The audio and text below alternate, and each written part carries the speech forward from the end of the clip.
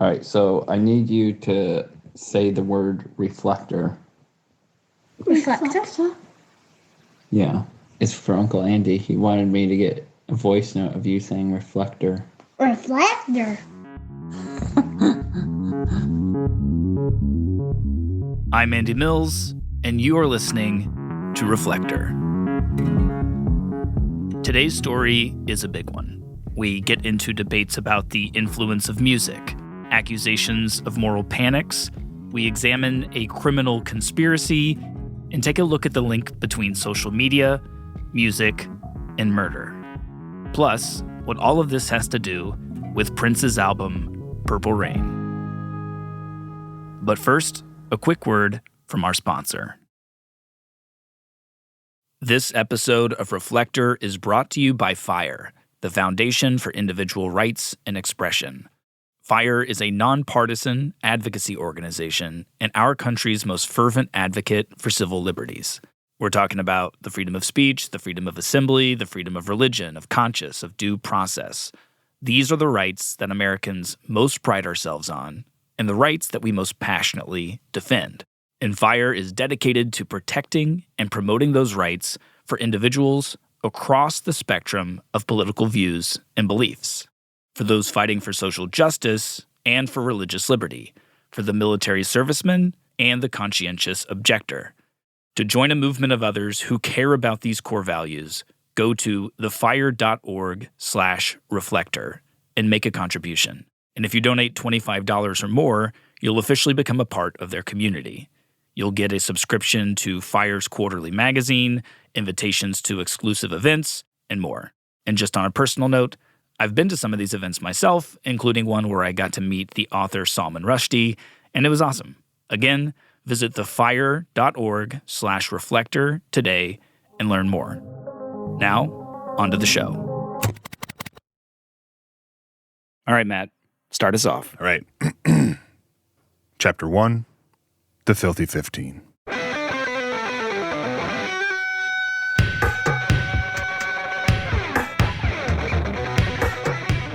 In the year 1984, Prince released his iconic album, Purple Rain, which has had two separate and lasting legacies.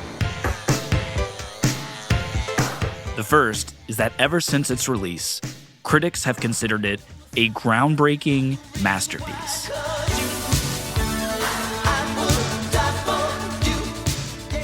Prince was hailed as a musical genius for how he uniquely blended rock, funk, pop, R&B, and gospel.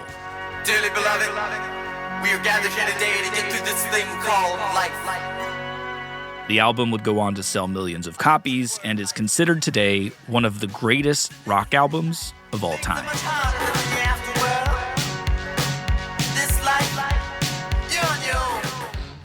Purple Rain, along with Prince's unique flamboyant outfits and his iconic style, would eventually catapult him into being one of the most important figures in American music history.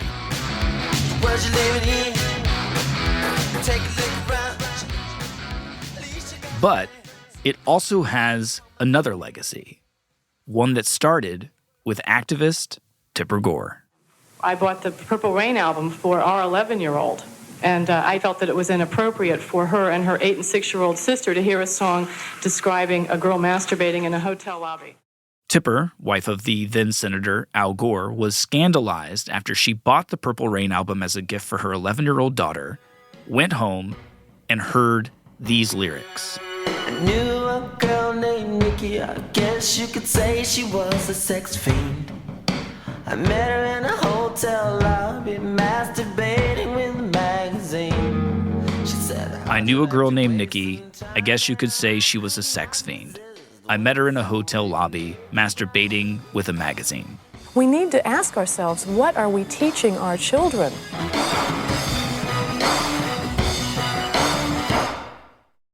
And soon after this experience, Tipper realized that this was way bigger than Prince, that this sort of obscenity was all over the top-selling rock albums of the 1980s. Are Our next guest is a mother of 4 who has channeled her outrage over sexually explicit rock music lyrics into action. And Tipper turned her frustration into a public campaign. Are we finding rock music the new pornography? Yes, there are themes of sadomasochism, rape, incest, explicit and graphic sexuality in lyrics and in some of the concert acts. Tipper, along with some other parents, founded a group called the PMRC, the Parents Music Resource Council. It's outrageous filth that does not have any redeeming social value. And to show just how widespread this problem had become, the PMRC released a list of 15 popular rock songs that they felt embodied this obscenity. Don't you struggle, don't you fight, don't you worry, 'cause it's your turn. The list included AC/DC with a song that the group claimed was pro-rape. There was the song Eat Me Alive by Judas Priest, which they said celebrated sadomasochism and rape. There was a song by the band Wasp called Animal Fuck Like a Beast.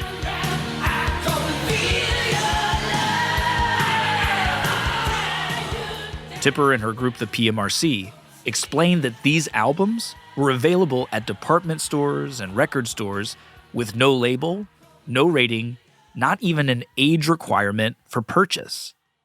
And sure enough, they ignited a real culture war. This lyric epitomizes what alarms many parents about rock lyrics. Your first name is Dirt, and your last name is Sleaze. You're a sex junkie, you'll do as I please. It is like going to a porno movie, only it's a porno hearing session. Take your body like a hammer and nail. Slide down my knees, taste my sword. That is a message that is being preached over and over again to teenagers at a time when they're forming their value systems and their morals. It wasn't long before some Walmarts and other department stores started taking some of these albums off the shelves. Groups like the PTA joined in the fight. Like Gore's group, the National PTA is asking record companies to voluntarily label records, tapes, and cassettes that may be considered obscene. There were public debates, after-school specials, rallies, and by the fall of 1985, the fight made it all the way to the U.S. Congress.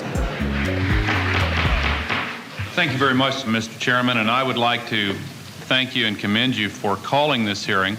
Because my wife has been heavily involved in the evolution of this issue, I have gained quite a bit of familiarity with it, And yes, that is the voice of none other than Senator Albert Gore. In these hearings, witnesses and advocates, both for and against some sort of regulation on the rock music industry, came to Capitol Hill to make their case. Judas Priest sing of violent rape in their song Eat Me Alive from the Columbia record release Defenders of the Faith. Squealing in passion as the rod of steel injects, gut-wrenching frenzy that deranges every joint. I'm gonna force you at gunpoint to eat me alive. The side fighting against obscene rock music said that first off, we need to understand that this music, coming from some of the biggest record labels in the country, was not just another generation's Elvis panic. Much has changed since Elvis first shook his hips on the Ed Sullivan Show and seemingly innocent times. Cole Porter's The Birds Do It, The Bees Do It can hardly be compared with Wasp, I-F-U-C-K like a beast. There is a new element of vulgarity, violence, and brutality to women that is unprecedented. They also wanted lawmakers to understand that kids in the 1980s, thanks to things like MTV and technology, were spending way more time than previous generations listening to music. It wakes them up in the morning, and it's in the background as they get dressed for school. It's played on the bus, it's listened to in the cafeteria during lunch, it's played as they do their homework, it's danced to at parties, and puts them to sleep at night. And they said that it's just an unavoidable fact that music influences you, so listening to this much of this sort of obscene music has to be having some sort of an influence on young people. Repeated exposure to song lyrics describing rape, incest, sexual violence, and perversion is like sandpaper to the soul, resulting in a state of emotional numbness. And their final and most important point that they wanted to make was that right now, while all of this obscene music was so ubiquitous, there were a number of studies showing dangerous trends in teenage behavior. We have the highest teen pregnancy rate of any developed country. Rape is up 7% in the latest statistics. And the suicide rates of youth between 16 and 24 has gone up 300% in the last 3 decades, while the adult level has remained the same. And they were especially worried about the rise in teen suicide. Ozzy Osbourne sings Suicide Solution. AC/DC sings Shoot to Thrill. Just last week in Center Point, a small Texas town, a young man took his life while listening to the music of AC/DC. He was not the first. This was something that a lot of parents, not just activists like Tipper Gore, were worried about. They saw the younger generation as becoming more nihilistic and disillusioned, and they wondered why this was happening. This was a generation that didn't have to live through the horrors of a world war like their grandparents, or a draft like their parents. A generation that was growing up with more comforts, more money than previous generations. And many people were looking for what was to blame for all of this. There certainly are many causes for these ills in our society, but it's our contention that the pervasive messages aimed at children which promote and glorify suicide, rape, and sadomasochism have to be numbered among the contributing factors.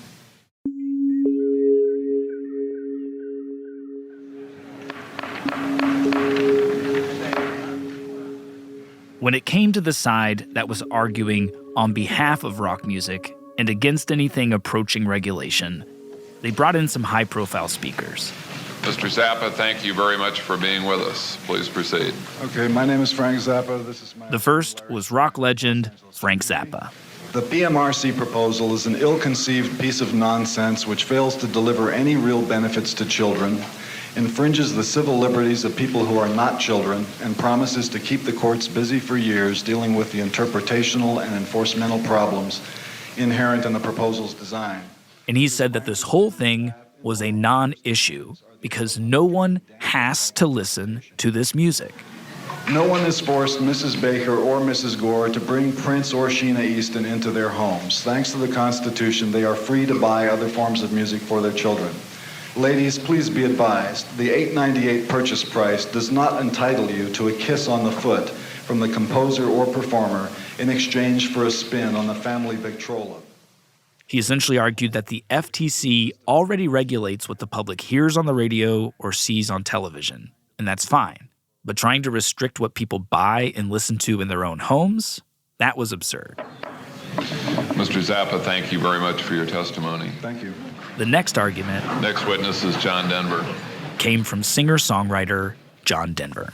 It's a great honor and a privilege to appear before you this morning and to take advantage of the opportunity given me in our free society to speak my mind. And Denver didn't deny that there were some troubling messages in music that was marketed to teenagers. But he said that any attempts to regulate that music would veer into the messy world of artistic interpretation. My song, Rocky Mountain High, was banned from many radio stations as a drug-related song. This was obviously done by people who'd never seen or been to the Rocky Mountains and also had never experienced the elation for the joy in living that one feels when he observes something as wondrous as the Perseid meteor shower. He explained that even though he wrote his song, Rocky Mountain High, about the feeling that you get when you are enveloped in the wonder of nature, on a moonless and cloudless night, when there are so many stars that you have a shadow from the starlight, and you're out camping with your friends, your best friends, and introducing them to one of nature's... Nevertheless, this song that he wrote about nature was perceived to be a song celebrating drug use and was banned for airplay by many radio stations across the country. Obviously a clear case of misinterpretation. And Mr. Chairman, what assurance have I that any national panel to review my music would make any better judgment? And then came the final speaker, the lead singer of the band, Twisted Sister. Next we have Mr. Dee Snider, the Twisted Sister Free Fall Talent Group.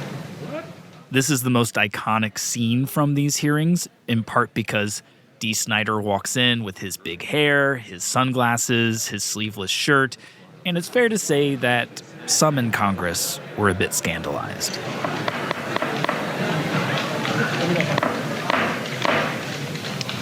Mr. Snyder, thank you for being here. Thank you for having me here. I don't know if it's morning or afternoon. I'll say both. Good morning and good afternoon. And Snyder simply argued that this entire culture war was fueling a misinformation campaign. I'm 30 years old. I'm married. I have a 3-year-old son. I was born and raised a Christian, and I still adhere to those principles. Believe it or not, I do not drink, I do not smoke, and I do not do drugs. I do play in and write the songs for a rock and roll band named Twisted Sister that is classified as heavy metal. And I pride myself on writing songs that are consistent with my above-mentioned beliefs. He said that his rock persona is an act, an artistic character, and that through heavy metal music, he talks about real-life troubles and fears. And he said that the PMRC was misrepresenting all of that as the glorification of violence. And to make his case, he pointed to one of his songs that the PMRC had used earlier in that hearing to condemn rock music. Their first album, which has been re-released by Atlantic Records, is called Under the Blade. The title song includes words like, your hands are tied, your legs are strapped, you're going under the blade. This was a song that Tipper Gore frequently quoted from, saying that it was a glorification of bondage, sadomasochism, and rape. On the contrary, the words in question are about surgery and the fear that it instills in people. But according to D. Snyder, when he sang about going under the blade, he says that he was talking about a fear of being operated on.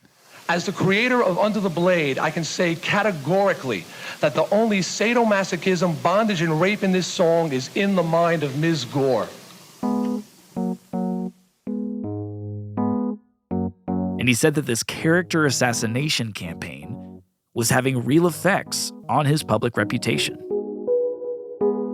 I'm tired of running into kids on the street who tell me that they can't play our records anymore because of the misinformation their parents are being fed by the PMRC on TV and in the newspapers. The beauty of literature, poetry, and music is that they leave room for the audience to put its own imagination, experiences, and dreams into the words. There is no authority who has the right to make these judgments. Not myself, not the federal government, not some recording industry committee, and certainly not the PMRC. I'd like to thank the committee for this time, and I hope my testimony will aid you in clearing up this issue. Thank you, Mr. Snyder. While D. Snyder would emerge from these hearings a hero to many First Amendment enthusiasts, in the end, the PMRC mostly won. After some negotiations with music industry leaders, it was agreed that from now on, any music sold in the United States that was deemed obscene would be clearly labeled with what has become known as the Parental Advisory Warning, which has been on album covers ever since.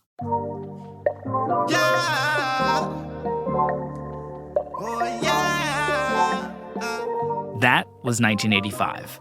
But a new version of this same fight is happening all over again right now in a courtroom in Atlanta, where some activists are claiming that a new form of music is being put on trial, while law enforcement say that this music is evidence of murder.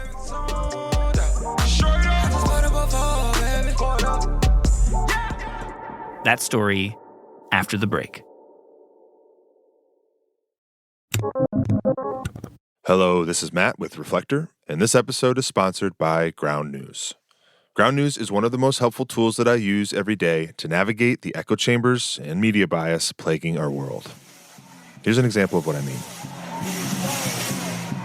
Back in January, pro-Palestinian protesters gathered outside the White House to call for a ceasefire. Tense moments at the White House overnight. Pro-Palestinian protesters broke through a temporary gate. The protest eventually became violent, and some White House staff nearby were evacuated. Washington, D.C.'s police chief says things were thrown at cops. Riot police were trying to stop the crowd. Now, when I came across the story on the Ground News app, they had done this great service where I could swipe between the headlines to see how different media outlets described the same story. So I would see NPR's headline, Pro-Palestinian demonstrators in D.C. march to demand ceasefire in Gaza. Next to the Messenger's headline, Pro-Palestinian protesters damage fence outside White House, forcing evacuation of nearby staff. Right next to the Blaze's headline, Palestinian supporters tried to breach White House fencing, rioters attack officers, staffers relocated, no arrests. Ground News helps me not just learn about a single news item, but also see that news in the context of the larger media world. Now, whether you're on the political left or on the political right, or like a lot of people these days, you don't really know where you fit in, we can all agree that it's hard to trust what you see in the news and on your phones and in your social media feeds. Ground News cares about this problem, and they're working to help. On top of showing different headlines, they offer blind spot reports to show you stories outside your bubble. They collect local reporting on the city or the town that you live in, and they rate news stories and outlets on their level of bias. I really think that if you like this podcast, you would like their mission. To go check them out, use the link ground.news/reflector. That's ground.news/reflector, and you'll get 40% off their unlimited access Vantage subscription. We appreciate what they're up to. We appreciate their support of this podcast, so go check them out. And make sure you use our link, ground.news/reflector, so they know that we sent you. All right, now back to the show.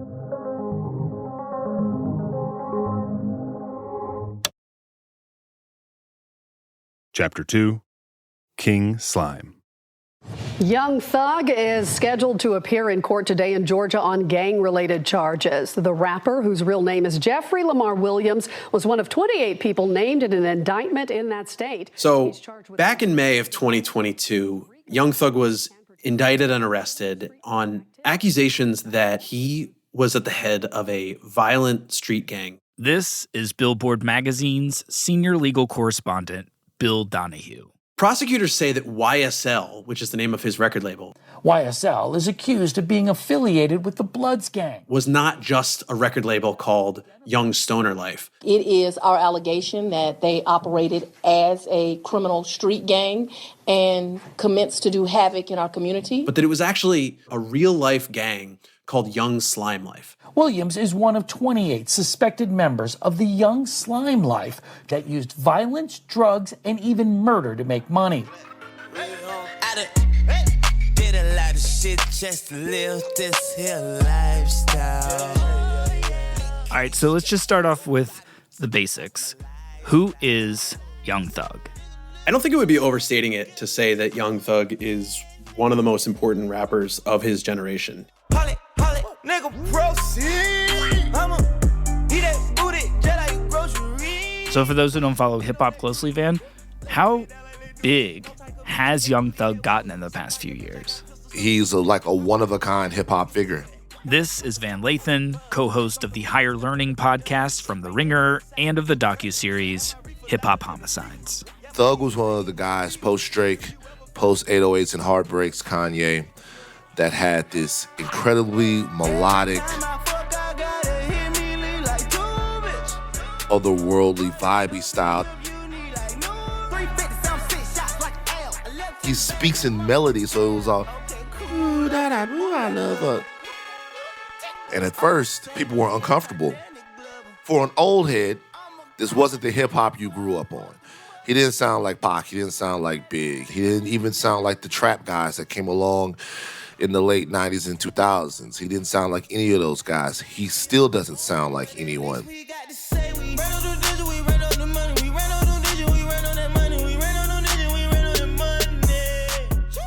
Should also say that the style of Young Thug was different.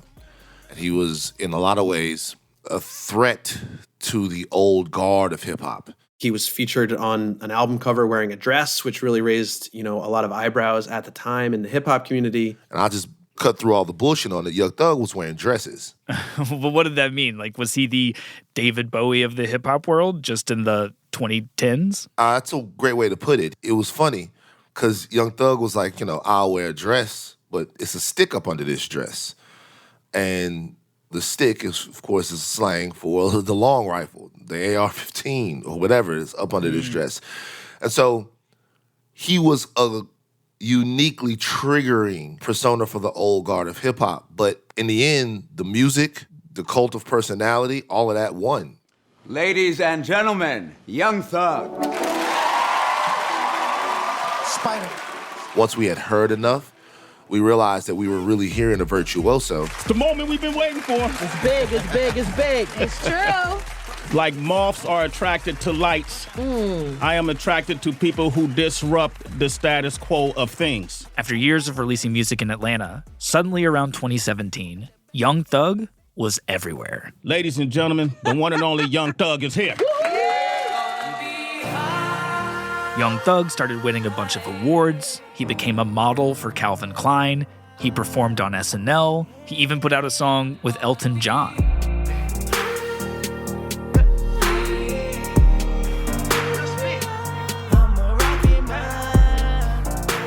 He's obviously very commercially successful. He's topped the charts a number of times. He started his own record label and signed a massive deal with Warner Music Group. He had 93 songs on the Billboard top charts, including collaborations with Drake, Travis Scott, MIA, Post Malone, T.I, and Chris Brown.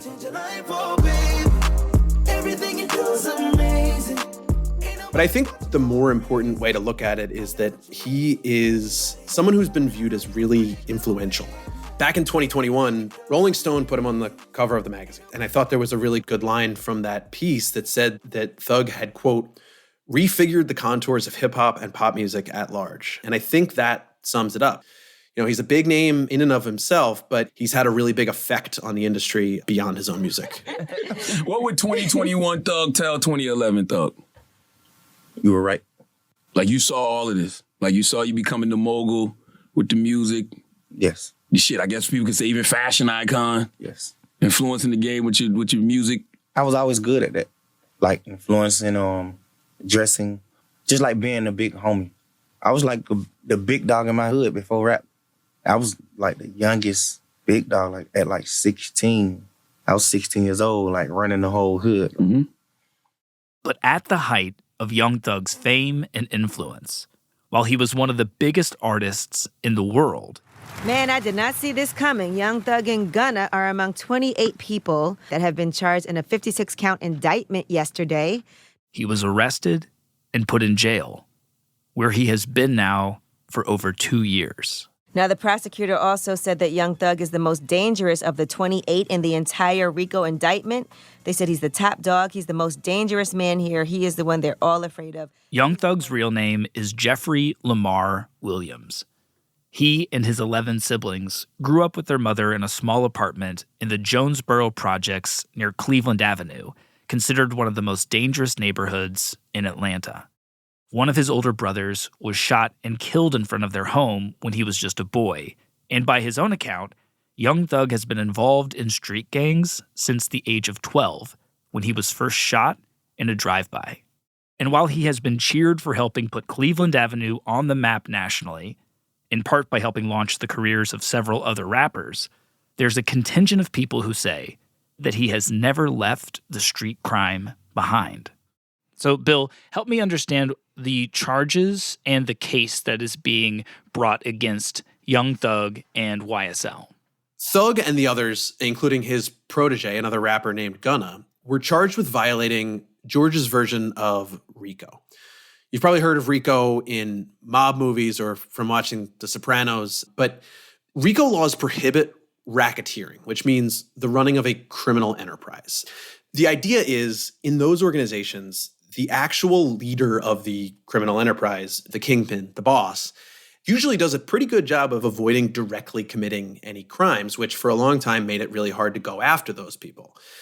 So what you do in a RICO case is you show that there were lots of smaller little actions by the members of this alleged conspiracy that sort of add up and paint this narrative of a bigger, overarching criminal organization. And in YSL's case, prosecutors say that Young Thug was that mob boss. He is the one they're all afraid of. He's the shadow in the back of the room. He's the one that's King Slime. They call him King Slime in court hearings. He's pulling the shots. And just like they would if they were prosecuting a mob boss, prosecutors have gathered up a number of alleged offenses of all different sizes. They've cited nearly 200 of these smaller pieces. They're called predicates.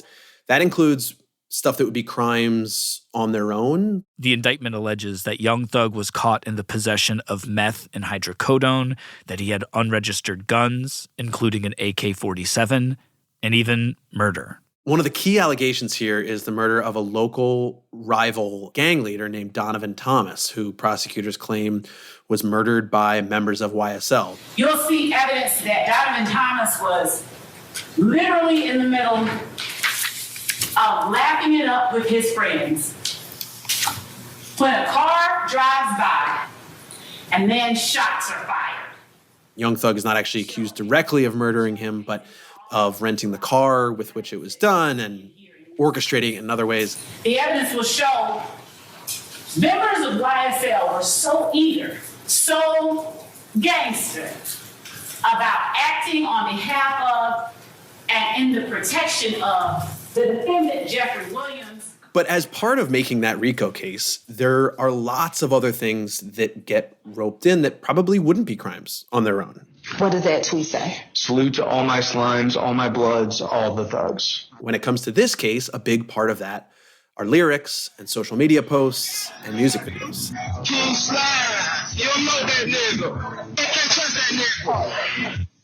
Within that portion, did you see Mr. Williams putting up any gang signs? I did. And what did he put up? It looked like he threw the CK again at first, then the B, and then the two guns again. The prosecution has been presenting the jury with dozens of social media posts. In some of them, YSL members are posing with guns. There are tweets where YSL members are talking about being in a gang or making threats. There are videos where YSL members are holding up gang signs and posing with people who have been previously convicted of gang-related violence. Prosecutors say that those show people being involved in the gang, so they're part of making this big, overarching RICO case. Now, in your knowledge, training, and experience, could someone who was false claiming to be a blood be able to be in the presence of all these other bloods and still be able to throw up symbols and throw up hand signs? No, they would not. Why is that? Gang membership, like membership in many organizations, is an important thing. It's very valuable to the members themselves, and so they certainly enforce who's allowed to claim membership or association with that gang. And of course, the prosecution has submitted a lot of Young Thug's lyrics, which have repeatedly been read in the courtroom. Hey, this that slime shit. Fuck the police. Fuck them in a high speed. 100 rounds in a Tahoe, I'm prepared to take them down. Got banana clips for all these niggas acting monkey. This, that slime shit. The overarching thing that prosecutors are trying to use the lyrics to show is that there was this overall criminal enterprise and that Young Thug was at the top of it. So can you just walk me through which songs and which lyrics in particular the prosecution is pointing at and saying, this is damning evidence? One of the key songs that prosecutors want to point to is Slime Shit, in which he references, quote, 100 rounds in a Tahoe. And also, quote, killing 12 shit. Prosecutors say that 12 is apparently a well-known euphemism for police officers, and that the lyric refers to a specific incident in which an officer was shot by a YSL member. The Tahoe lyric, they say, was a boast about the murder of Donovan Thomas, who was allegedly killed by YSL members while he was standing next to a Chevy Tahoe. So the lyrics are being brought in those cases because prosecutors say, look, we have evidence that this is a real thing that really happened. This isn't fictional, that they were actually rapping about specific things that happened as part of this criminal organization. Other songs referenced include the 2018 track Anybody. I never killed anybody, but I got something to do with that body. In which Thug raps, I never killed anybody, but I got something to do with that body. And another song called Really Be Slime, which features the lyric, You want to be slime? Go catch you a body. Another lyric that prosecutors want to cite is, show that he was in charge of this organization. It says, I was a capo in my hood, wait for a plat or a mention. quote, I was a capo in my hood before a plaque or a mention. So again, they're trying to use these lyrics to show you were in charge of this organization. People were looking to you for guidance and taking direction from you about what they should do. Wow, that's a lot. And I will just say, as somebody who has been listening to Young Thug for a while, but recently taken a big deep dive into social media, been watching all of his interviews, this is consistent with what he says, both in his music and not in his music. He says regularly that he ran a gang since he was 16, that he's in a gang. He talks about these people being his gang members and that they're the real deal. What is his legal team's defense? From the very outset, Young Thug's lawyers have said that he didn't do anything wrong and that he will be vindicated. I'll tell you the response to any allegation is Mr. Williams committed no crime whatsoever, and we will fight to my last drop of blood to clear him. He hired Brian Steele, who is one of the top criminal defense attorneys in Georgia. These are not confessions. These are not admissions. This is art. This is studio gangsters. They are creating music for us to listen to. And they say that Young Thug is being charged with a series of real crimes, very serious crimes, over what is largely a fictional persona, an act. No doubt inspired by his difficult upbringing and all of the awful things that he saw when he was growing up. Jeffrey Williams was born into an environment, a community, a society that was filled with despair, hopelessness, and helplessness. In their opening statement, the defense told the story of how Young Thug lost his older brother. Jeffrey's older brother, they called him Beanie. He's shot in the chest. He collapses outside, not far from Jeffrey's apartment. Jeffrey and his family come out. They're praying over Beanie. It's going to be okay. There's help on the way. 911 was called. And what seemed forever, when the police finally did arrive, they didn't go immediately to Beanie. They had to push back the crowd. Jeffrey's mother was hysterical. She was screaming for her child to survive. The police handcuffed Jeffrey's mother, put her on the ground. When they finally went to Beanie, put a sheet over his face, even though his chest was still going up and down, he still breathed. The argument from Young Thug's lawyers is that it's the world he knows and the stories he knew from growing up. People being shot and drive-by shootings. These are the stories he knew. These are the words that he rhymed. This is art. This is freedom of speech in America. And interestingly, the defense attorneys say that there's very little evidence outside of the photos and the social media posts and the lyrics. There is very little physical evidence to tie Young Thug to these crimes. There's zero evidence Jeffrey's involved. Zero. And now you're going to hear about it. Because Jeffrey's the king slime. He just controls everybody, even without any evidence to support it. Because that's the theory of the prosecution and the police who have targeted Jeffrey Williams. And they actually took things even further, saying that some of the social media posts that were being shown by the prosecution, far from them being confessions of real-life criminality, they were actually cooked up by professional marketers at his label. There was an interesting moment during opening statements when attorneys for Young Thug pointed to the fact that prosecutors have raised this idea of a beef that Young Thug allegedly had with Lil Wayne. Lil Wayne, his idol, came out against Jeffrey, called him gay. So, quick backstory for those who don't follow this stuff very closely. Lil Wayne, one of the biggest rappers over the last 20 years, his fans and Young Thug's fans were fighting on social media after he called Young Thug gay. Fans were waiting to see if Thug was going to say something, and then he released a video. A music video featuring guns and that many people interpreted as a threat or a shot at Lil Wayne, amplifying this beef. Jeffrey did a promotional social media release where there's people with guns on either side of him, and Jeffrey's saying, come to this concert, we'll see what happens, come on to the concert. After Young Thug shared the video on social media, it of course blew up, and eventually, one guy even went out and shot at Lil Wayne's tour bus. But during the opening statements, Thug's lawyers revealed something that I thought was really interesting, which was that the idea of that video was cooked up by Thug's management. It was something of a publicity stunt. Jeffrey was told to do that video and release by his management team. The idea that they knew that this kind of beef would play well with fans. So this creates interest in fans. You will learn that this is part of being involved in hip hop or rap. There's all these battles going across social media.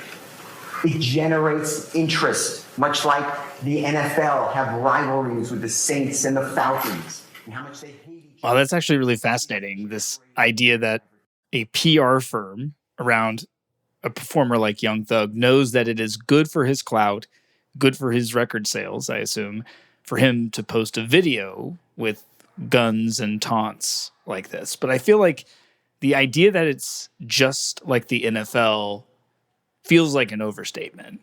Because when it comes to at least this genre of hip hop, part of the power of the music, part of the power of the art form, is that it's not just entertainment, right? It's not documentary, but there is something more than just pretend here, right? There's got to be some level of realness involved. Yeah, I think there's a really difficult tension that is raised by this case, which is that hip-hop, perhaps more than other genres of music, really seems to value realism. The idea of, I'm not making this up, I really live that life, I really am living that life. Exactly.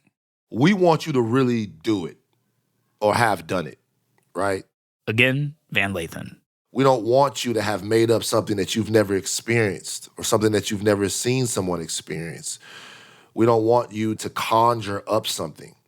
We want the purity of it, and the purity is in its authenticity. That's how we trust you. We have to believe that what you're saying you've at least witnessed, or else it feels usury. Van says that this importance on some level of authenticity, it is a part of other music genres. If we're talking about punk or we're talking about country, they don't like you fucking around with their shit, right? Right. Punks don't like posers or sellouts, and in country, they want to know that you have some kind of understanding of like the rural world. They want you to be country. Right, right. But Van says that this has especially been true in street rap since the earliest days of the genre. And you can see it by looking at the early pioneers, like Eazy-E and Notorious B.I.G. Eazy-E was the one that had the guns in the videos. He had the social messaging in the videos by giving you the ugly side of what was going on in southern Los Angeles at a time where people weren't paying enough attention to it. If you had found out that Eazy-E wasn't from around there, or if Eazy-E wasn't Kelly Park Crip, if Eazy-E wasn't moving around in the streets out there, or if you'd have found out that Big was the son of some hedge fund manager who was a virgin, right? It probably would have been different, right? You probably would have been, well, what is this dude talking about rapping his way out of his situation and about what he had to do to feed his daughter when that's not really what he had to do. He just raps for fun. And that's the thing. You can rap for fun all you want. You can rap for expression all you want. You can do that. Just don't say you're doing it for some other reason. All right, then so help me understand then how to square the importance of authenticity with the subject of real criminality. I think that for me, I listen to so much hip hop that I understand the subgenres in the music are really important. If you're talking about gangster rap, then criminality or the hint or air of criminality is a major part of that music because the music is investigating how criminality and social dysfunction influences life in the places that these people are from. What that music to me most reflects, what it's about, is what you had to do to beat a system that was beating you. What was it necessary for you to do to thrive in an America that had forgotten you? What they're saying is, I am one of the people that America rejected. And all I see in my neighborhood is people that America rejected. And this is what we had to do. We had to gangbang. We had to sell dope. We had to take what we wanted. We had to run in people's houses and get it like that because no one ever gave us anything. And part of what they didn't give us was a chance. So we're going to spend the rest of our lives being the types of rebels and iconoclasts that just take what we need to take from this country. And we're going to use guile and talent and bravery to take it. And you better not fucking try to take it from us because we'll kill you. That is what resonates in the music that I hear. And then sometimes the gangster rap becomes a eulogy on that very method of thinking. It's a cautionary tale if you listen to Scarface or if you listen to the Ghetto Boys, but it's still right there.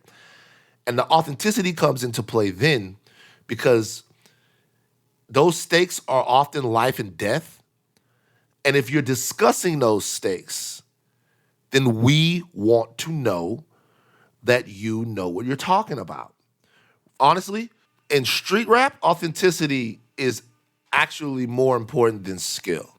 That's a huge part of hip-hop, and it's a big part of why hip-hop has become this hugely important art form in this country, one of our unique art forms in America. But in a situation like this, it really opens the door for some of this stuff that people have said in this case and in other cases is unfair, which is bringing music and bringing creative expression into a legal proceeding, because that authenticity and that attempt to convey a proximity to real events, it allows for prosecutors to say, well, if you're saying that these are real events, then we're going to use it in trying to bring criminal charges against you. Rap lyrics are increasingly turning up as evidence in courtrooms across the country. In fact, our research has uncovered hundreds of these cases. In 2010, Boozy Badass was indicted for first-degree murder, and prosecutors built a case against him using his rap lyrics. Prosecutors say specific Boosie lyrics equal intent. Defense attorneys say it's just a rapper doing his job. Over the past decade, especially as crime rates have increased in cities across the country, prosecutors have ramped up their use of violent rap lyrics in music videos as incriminating evidence against defendants. A San Diego prosecutor says, we're not just talking about a CD of anything, of love songs. One of the lyrics is putting a gun to your head with no safety. 2 to your helmet and 4 slugs drilling your cheek to blow your face off and leave your brain caved in the street. It's a controversial practice, but one that has been going on for a long time. And while there are rules about exactly how and when lyrics can be brought into court, prosecutors need to show that they're relevant in some way, but these lyrics are fair game. First of all, I think what we have to do is we have to question, why are these the only lyrics being brought into question? This is Atlanta rapper T.I. speaking to a local news program not long after Young Thug was arrested. We have to ask ourselves, why is this the only art form that is spoken of being brought into court? Why does hip-hop oftentimes feel like public enemy number one in courtrooms? Well, for one, because it's honest. Because it tells the truths that a lot of people who probably don't live in these conditions would like to believe don't exist. You know, it holds the mirror up to society. And T.I., who has not yet responded to our request for an interview, he is a part of a larger movement fighting against what often gets called rap on trial, which is actually the name of a new Hulu docuseries. No one should have their artistic expressions come back to haunt them at a trial in a criminal case. Hip-hop is judged unlike any other genre, like black people are judged unlike any other people. We've seen really big artists like Jay-Z and Meek Mill put their voices and their weight behind this question of the use of lyrics in criminal cases. And their argument is essentially twofold. First, that we are treating rap music differently than any other genre of music. The people who have raised this issue say nobody thinks that Johnny Cash actually shot a man in Reno. So why do we think that rappers actually did what they say? And those artists have a First Amendment right in this country to tell those stories without it later getting used against them in court. And the second point they make comes down to systemic racism. There's a really interesting empirical study that was done where a set of the same violent lyrics were read to a group of people.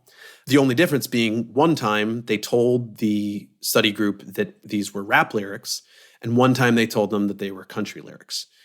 The results were that the listeners found that the rap lyrics were more, quote, offensive and dangerous. You know, the argument is that when you do this, you tap into existing biases among many Americans toward young black men to see them as more violent or more predisposed to crime or any other deep-seated bias. And that can help prosecutors win convictions when a young black man is accused of a crime where they don't really have strong evidence to really support the charges. And Bill says especially since the summer of 2020, more and more people have joined this rap on trial movement. So what you have here is, just as this issue was gaining traction and becoming a much discussed issue, boom, news breaks that one of the biggest rappers in the country has been arrested in Atlanta and hit with an indictment that was absolutely chock full of his lyrics. So we're seeing this long simmering issue now play out on the biggest stage possible. Okay, so let's go back to Atlanta and Young Thug's legal case. How are the prosecutors there navigating this larger cultural conversation around rap on trial? The case down in Atlanta was filed by Fulton County District Attorney Fonnie Willis. And many of the listeners will probably know that name, but from a different case. You have a woman named Corrupt Fonnie Willis. Fonnie. She is currently bringing a separate case, one based on the same RICO law that's being used against Young Thug, but against former President Donald Trump. Today, a Fulton County grand jury returned a true bill of indictment. The indictment brings felony charges against Donald John Trump. Willis is a really interesting character in all this. I think based on the Trump case, you might think that she's some kind of super progressive DA along the lines of other reform-minded prosecutors that we've seen. And some of whom have also pressed charges against Trump, like Alvin Bragg in New York City. Right, and that have pushed for a more progressive approach to criminal justice. But that ain't Fonnie Willis. I am not going to negotiate with gang members. I am not going to allow pleas. We are going to find you. We are going to convict you. And we're going to send you to the prison for the rest of your days. And I'm not apologizing for that. She's a tough on crime DA in the old mold. And that particularly applies to how she's been using this RICO law to go after gangs. It does not matter what your notoriety is, what your fame is. If you come to Fulton County, Georgia, and you commit crimes, and certainly if those crimes are in furtherance of a street gang, that you are going to become a target and a focus of this district attorney's office, and we are going to prosecute you to the fullest extent of the law. Fonnie Willis is a part of this broader group of law enforcement, nonprofits, and community organizers who work to highlight the risks posed specifically by violent gangs, not just to the direct victims of their crimes like murder, but to the entire community where these gangs operate. I've made no secret about it, nor any apology, that as the district attorney of Fulton County, my number one focus is targeting gangs. And there's a reason for that. They are committing conservatively 75 to 80% of all of the violent crime that we are seeing within our community. There's a large body of research that shows criminal gangs have devastating effects on the quality of life across these high-crime neighborhoods. People living there are more likely to have mental health problems like chronic stress and PTSD, physical health problems like having a higher likelihood of developing hypertension and heart disease, Children growing up in these neighborhoods are more likely to have behavioral problems and academic difficulties. There are also downstream effects like the loss of property value or the closure of businesses that community members count on. And living around so much violent crime, over time, erodes the social fabric of these neighborhoods. Neighbors lose trust in one another, lose trust in the police, lose their trust in local governments. Ultimately, all of this makes it more difficult for community members to work together and address the root causes of the violent crime itself.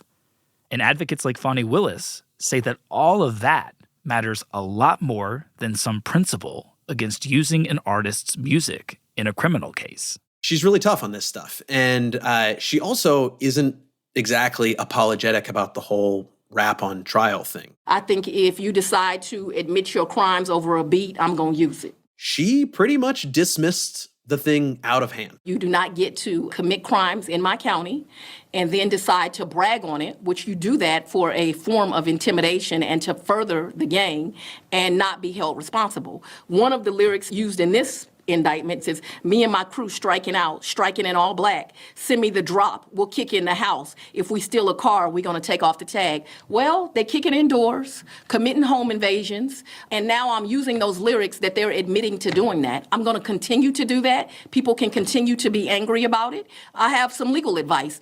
Don't confess to crimes on rap lyrics if you do not want them used, or at least get out of my county.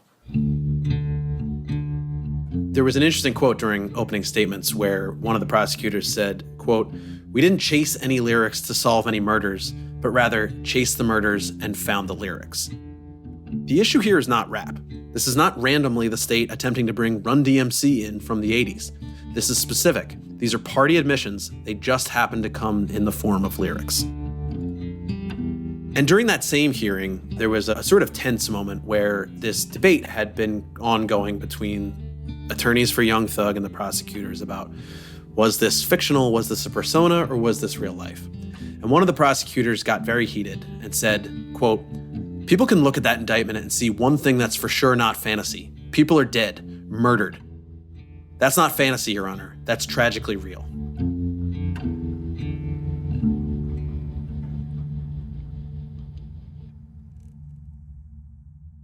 On the next episode of Reflector. There has been an evolution in the music to where that slider on authenticity has been cranked. We dive into how recent changes in some corners of hip-hop, fueled in part by social media, further complicate the debate about rap on trial. And I'm saying that some of the hip-hop now that we're seeing, it's a performance, but of real violence. Not of theoretical violence, not of the violence that they've seen. It's a performance of actual violence. I don't want anybody going into somebody's music and using the music to indict somebody. But if actual people have been killed, young black people have been killed and are being killed, and you're dumb enough to go on an actual record and talk about what you did in the streets and it's real, I have zero problem with that.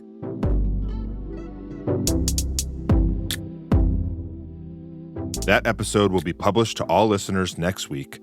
But if you don't want to wait, you can listen to that episode right now. All you need to do is become a paid subscriber, one of our reflectors. And for just a few bucks a month, you can get early access to our episodes and more. To sign up, just check out the link in our show notes or go to reflector.show. Your subscription directly supports the work that we do, and we really appreciate it. Thank you for listening, and we'll see you soon.